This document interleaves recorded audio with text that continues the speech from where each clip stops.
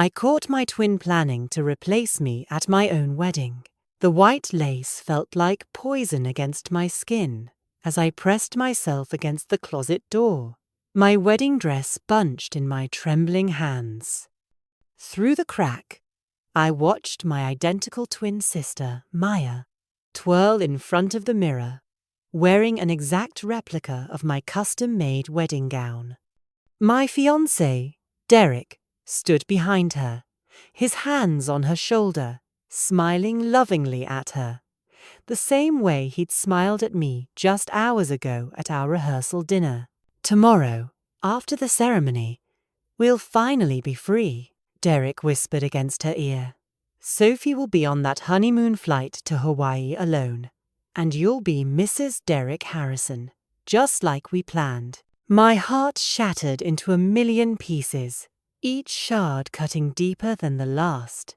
But what Maya said next destroyed what was left of me. "Poor Sophie," she laughed, adjusting the veil, my grandmother's veil, on her head. "She really believes you love her. She has no idea that for the past year, every time you said you were working late, you were with me. Every business trip, every weekend conference, all me." I had to bite my fist to keep from screaming. My twin sister, my other half, the person who shared my face, my DNA, my childhood memories, she was planning to steal my life. But let me back up. Let me tell you how I, Sophie Chen, discovered the ultimate betrayal just 18 hours before I was supposed to say, "I do." It started 3 days before my wedding. Maya had flown in from Seattle, where she'd moved 2 years ago for what she called a fresh start. After her divorce from her high school sweetheart, Ryan, I was thrilled to have her back. Despite the distance, we'd always been close, or so I thought. We were mirror twins, identical except Maya had a small birthmark behind her left ear, and I was right-handed while she was left-handed. "Sophie," Maya had squealed when I picked her up from the airport. "I can't believe my baby sister is getting married." She was older by 12 minutes, something she never let me forget. "I'm so glad you're here." I'd hugged her tight. It wouldn't be the same without my maid of honor. Derek had seemed oddly nervous when Maya arrived at our apartment. I'd chalked it up to pre-wedding jitters and the pressure of having my entire family descending on Denver for the big day.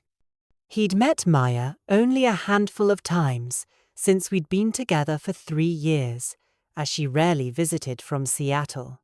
"Maya?" he'd said stiffly, barely making eye contact when she hugged him. "Come on, future brother-in-law," she'd laughed, but there was something in her eyes I couldn't read. "We're going to be family. You better get used to my hugs." The first real sign something was wrong came the next day at my bachelorette party. My best friend, Lisa, had organized a spa day, followed by dinner at my favorite restaurant. Maya had been acting strange all day, constantly checking her phone and disappearing for long periods.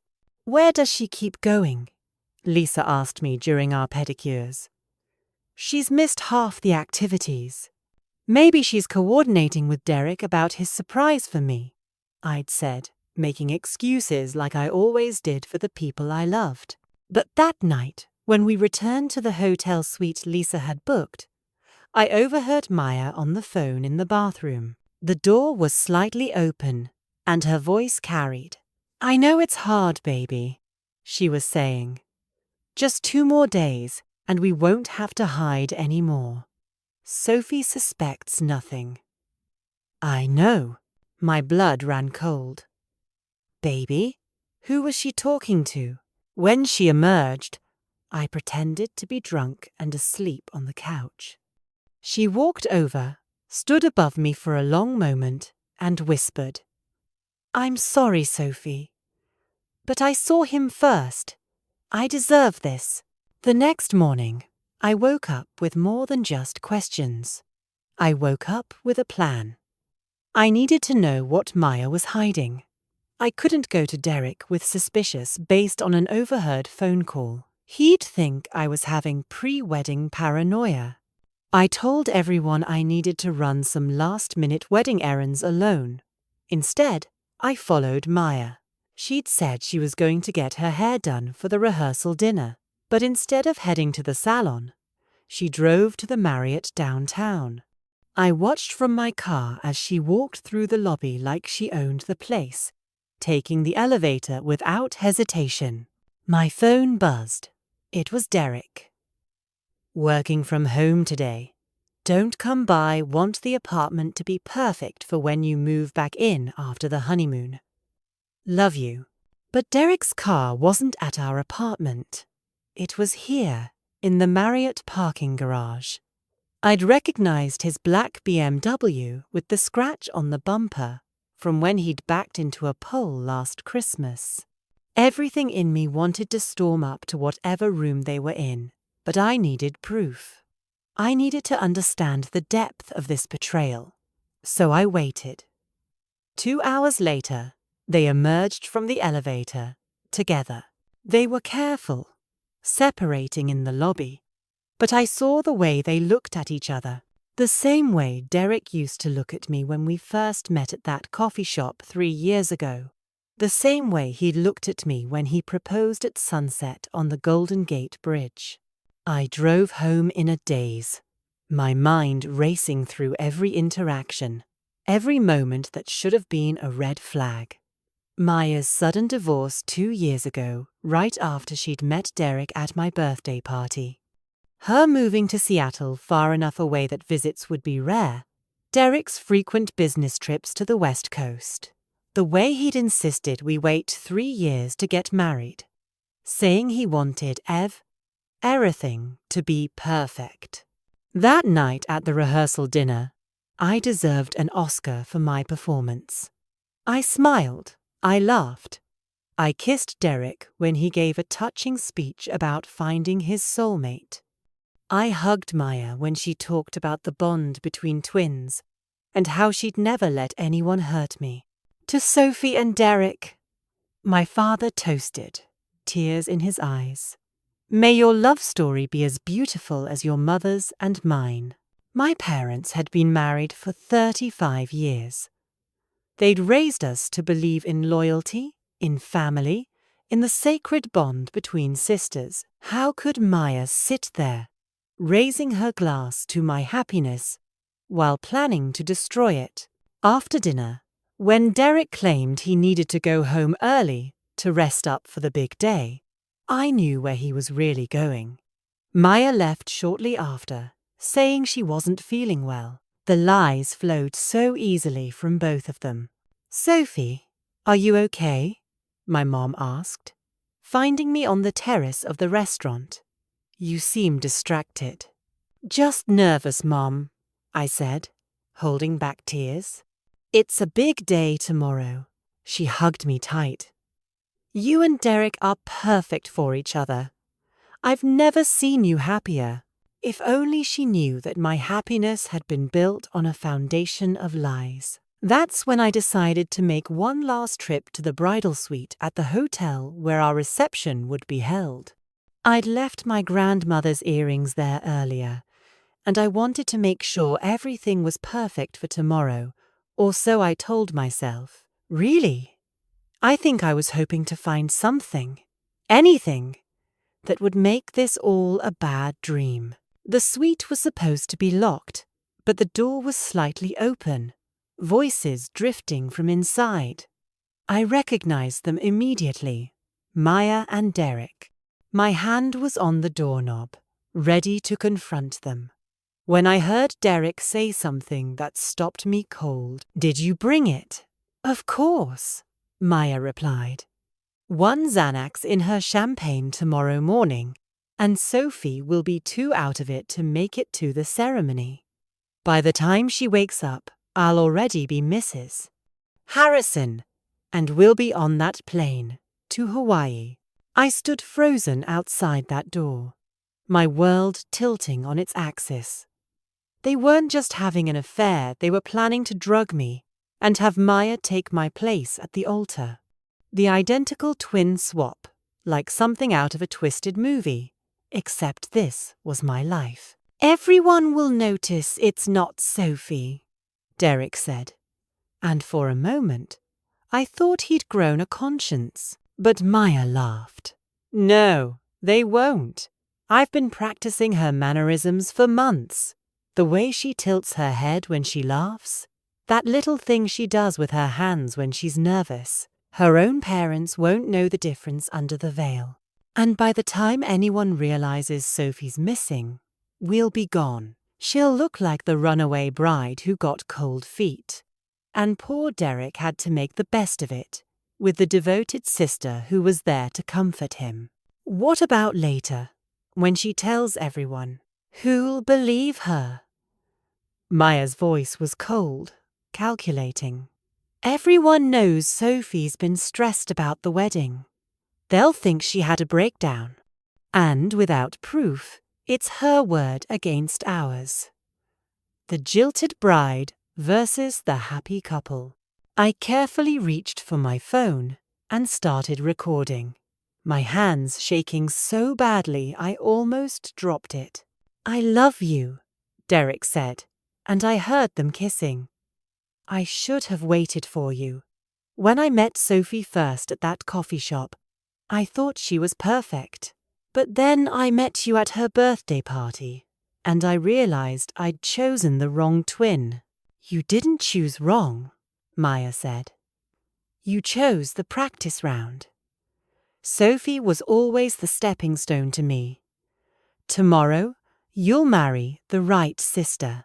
I recorded for 20 more minutes as they went over their plan in detail.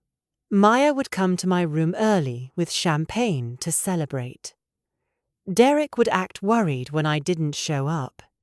Maya would volunteer to check on me, then emerge wearing my dress, saying I'd begged her to take my place because I couldn't go through with it. With our parents already at the venue and Maya in the dress, the show would go on. It was diabolical. It was cruel. And it would have worked if I hadn't overheard them. The morning of my wedding dawned bright and beautiful. Denver's skyline glittering under a perfect blue sky.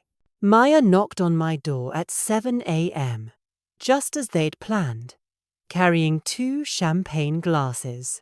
"Rise and shine, bride," she sang out. "I thought we should have a sister's toast before the craziness begins." I sat up in bed, playing my part. "Maya, you're up early." "I couldn't sleep," she said. And for once, she was probably telling the truth. "I'm just so excited for you." She handed me a glass, watching me carefully. I raised it to my lips, pretended to sip, then set it down. "I'm too nervous to drink. My stomach's in knots." "Just a few sips," she urged. "For courage. Maybe later," I said, then added, "Oh, I left my something blue at Derek's apartment, that bracelet Mom gave me. Could you run and get it?" "He should have left it on the kitchen counter."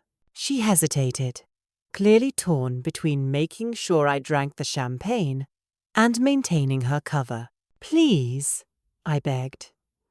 "I can't get married without it. You know how superstitious I am." "Of course," she finally agreed.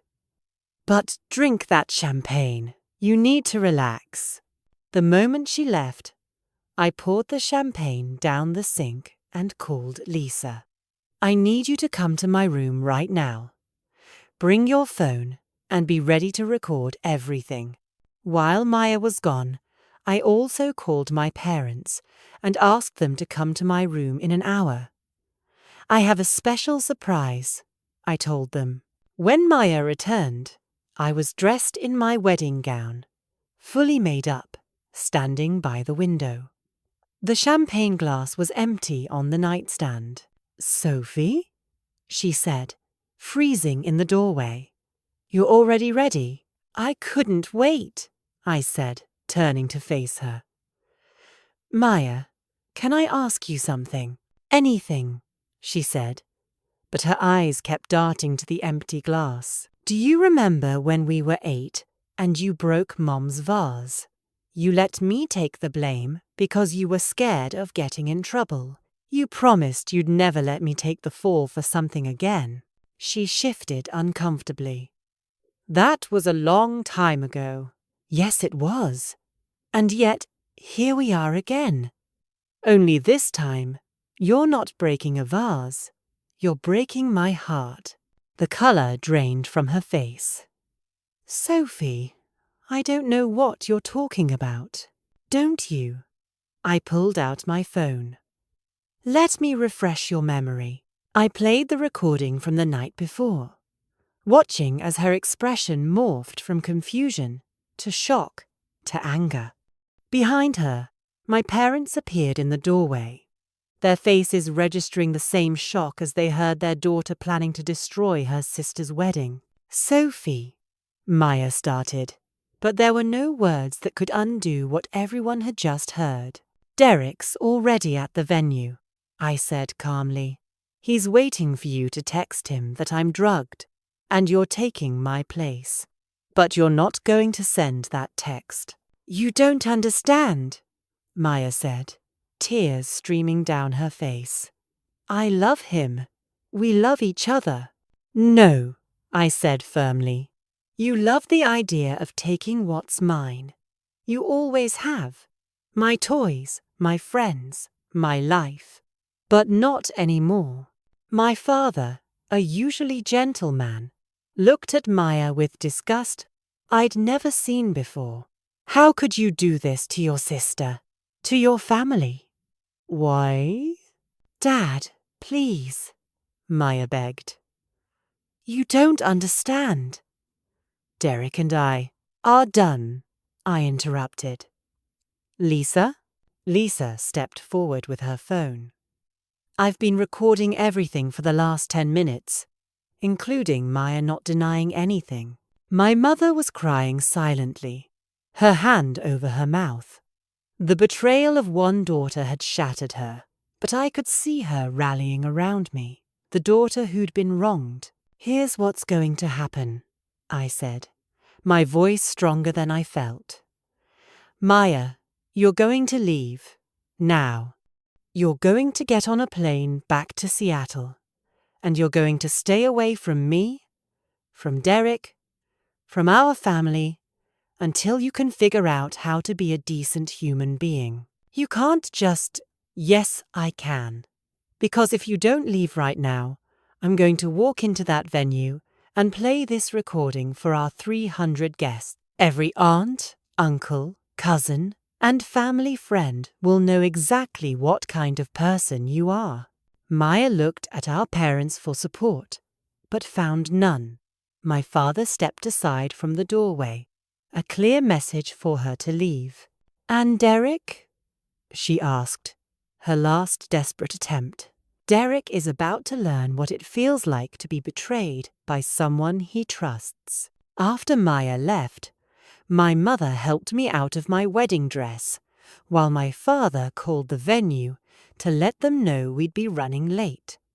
Lisa stayed by my side, holding my hand as I cried for the sister I'd lost and the future I'd almost been tricked into. "What are you going to do?" my mother asked gently. "I'm going to my wedding," I said, wiping my tears.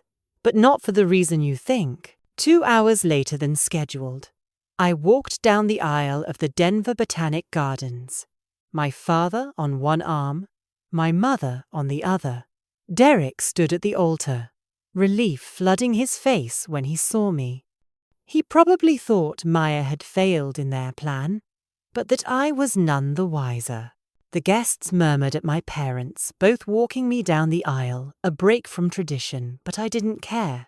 I needed their strength for what I was about to do. When I reached Derek, he took my hands, his smile wide and false. "You look beautiful," he whispered. "Thank you," I said loudly enough for everyone to hear. "Before we begin, I have something I need to say." The officiant looked confused, but nodded. Derek's grip on my hands tightened, warning me to stick to the script. 3 years ago, I met a man I thought was my soulmate. I began, addressing our guests. I fell in love with his charm, his promises, his vision of our future together.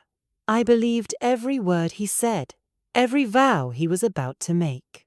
Derek's face was beginning to pale, but he couldn't run. Not with 300 people watching. But last night, I learned that the man I was about to marry has been having an affair with my twin sister, Maya. The gasps from the crowd were audible. Derek dropped my hands, stepping back. "Sophie, what are you doing?" he hissed. "I'm telling the truth," I said, pulling out my phone. "Something you seem incapable of." I played just enough of the recording for everyone to understand the depth of the betrayal Maya and Derek, planning to drug me, to replace me at my own wedding. The crowd's gasps turned to angry murmurs, directed at Derek. "Sophie, please," Derek begged. "We can talk about this privately." "No," I said firmly. "You humiliated me privately. You betrayed me privately. You and my sister planned to destroy my life privately. So now everyone gets to see who you really are." I turned to our guests, many of whom were crying, including Derek's own mother. "I want to thank you all for coming today. While this isn't the wedding any of us expected, it's still a celebration. Today, I'm celebrating my freedom from a liar and a cheater. I'm celebrating the family and friends who truly love me. And I'm celebrating the fact that I found out the truth before it was too late. Then I did something that surprised even me. I laughed. Not a bitter laugh, but a genuine, free laugh. "Derek, Maya's at the airport. If you hurry, you might catch her. You two deserve each other." I walked back down the aisle, my head held high, my parents beside me. Behind us, Derek's best man was physically holding him back from following me, while Derek's mother appeared to be giving him the lecture of his life. The reception hall had been transformed into something beautiful: white roses and fairy lights, elegant table settings, a 5-tier cake. It seemed a shame to waste it. "Let's have a party," I announced to the guests who'd followed me from the ceremony site. "The food's been paid for, the band's here, and I've got 300 people who just witnessed me dodge the biggest bullet of my life." And we did. We ate, we danced, we celebrated. My friends took turns sharing stories of red flags they'd noticed about Derek, but hadn't known how to tell me. Derek's own friends, the ones who stayed, apologized for not speaking up about his frequent business trips to Seattle. "I suspected something," his friend Marcus admitted, "but I thought it was none of my business. I'm sorry, Sophie. You deserved better from all of us." Lisa gave a speech that had everyone in tears. "Sophie, you showed more grace and strength today than most people show in a lifetime. You could have quietly cancelled the wedding, but instead, you stood up for yourself in front of everyone. That takes courage." My father danced with me to the song that was supposed to be for the father-daughter dance, whispering, "I'm proud of you, sweetheart." It takes strength to walk away from someone you love when they don't deserve you. "I don't know if I ever really loved him, Dad," I admitted. "I loved who I thought he was, but that person never existed." Around midnight, as the party was winding down, my phone buzzed with a text from Maya. "I'm sorry. I know you'll never forgive me, but I'm sorry. I've been jealous of you my whole life. You were always the responsible one, the successful one, the one everyone loved. When I met Derek and he thought I was you at first, it felt like finally someone chose me. But it spiraled out of control. I'm getting help. I'm so sorry. I didn't respond. Some betrayals cut too deep for forgiveness. At least not right away. Another text came through. This one from Derek. You've ruined my life. My mom won't speak to me. My company's already heard about this. You could have handled this privately. To that, I did respond. You ruined your own life the moment you decided to betray me with my sister. Every consequence you face is one you earned. Then I blocked them both. 6 months have passed since my non-wedding. The first few weeks were the hardest. I had to untangle my life from Derek's the apartment lease, the joint accounts, the future we'd planned. I had to process the loss of not one, but 2 people I'd loved most in the world. Maya had sent letters through our parents, each one begging for forgiveness, each one returned unopened. My parents struggled too, torn between their love for both daughters and their disgust at what Maya had done. They saw her occasionally, but our family dinners became smaller, quieter affairs. She's in therapy, my mum told me one day. She's been diagnosed with something called pathological envy. She's working on it. Good for her, I said, and I meant it. But I wasn't ready to let her back into my life. Trust, once shattered, isn't easily rebuilt. Derek, from what I heard through mutual friends, left Denver altogether. His reputation in tatters, he moved to Chicago to start over. His mother still sends me Christmas cards, apologizing for her son and thanking me for having the courage to expose him. As for me, I threw myself into work and rediscovered passions I'd set aside during my relationship with Derek. I started rock climbing again, something Derek had always called too dangerous. I took that solo trip to Japan I'd always dreamed of, but never done, because Derek preferred beach vacations. I adopted a rescue dog named Charlie, who sleeps on Derek's side of the bed and never lies to me. Lisa set me up on a few dates, but I wasn't ready. I need to learn to trust my judgment again, I told her. I thought I knew Derek. I thought I knew Maya. I was wrong about both of them. You weren't wrong, she said. They were just really good liars. That's on them, not you. Today, exactly 6 months after my wedding day, I received a package. No return address, but I recognized Maya's handwriting. Inside was our grandmother's veil, the one she'd worn in the hotel room, and a photo from when we were 5 years old, dressed identically, holding hands and smiling. On the back, she'd written, "Before I forgot that being your twin was a gift, not a competition. I'm sorry I lost my way." I held that photo for a long time, remembering the sister who used to share everything with me, who knew my thoughts before I spoke them, who was supposed to be my built-in best friend for life. That Maya was gone. Perhaps had been gone for years, replaced by someone consumed with envy and capable of unthinkable betrayal. But as I sat in my new apartment, Charlie at my feet, surrounded by the life I'd rebuilt from the ashes of betrayal, I realized something important. Their betrayal had taught me my own strength. I'd stood up for myself when it mattered most. I'd chosen truth over comfortable lies.